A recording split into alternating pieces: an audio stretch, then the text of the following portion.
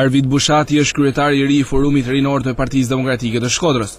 Në garën e fortë përballë Benardeta Sykut, Bushati arriti të shpallet fitues. Në votim kanë marrë pjesë 1229 votues në total. Arvid Bushati arriti që të marrë 681 vota kundrejt 525 votave që mori kandidatja tjetër Benardeta Syku. Në këtë mënyrë Bushati ka fituar bindshëm me një diferencë prej 156 votash. Pas rezultatit zyrtar, kreu i ri i FRPD tha se ndjehet mirë që fitoi në një garë të fortë. Absolutisht një mirë përderisa mora votbesimin e gjithë forumistave, le ta themi. Ishte një garë e fortë, e hapur, dhe në fund fitoi vullneti i gjithë forumistave. Objektivi i parë pas fitores është gjithëpërfshirja. Besoj se objektivi dhe detyra jonë është që krijojmë një unitet më gjithëpërfshirës,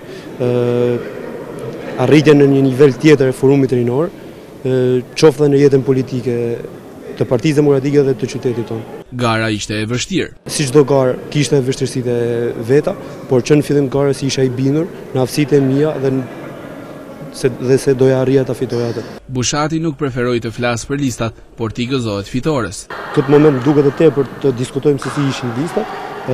E vetmja fakt që unë sot i gëzohem është fitoria ime.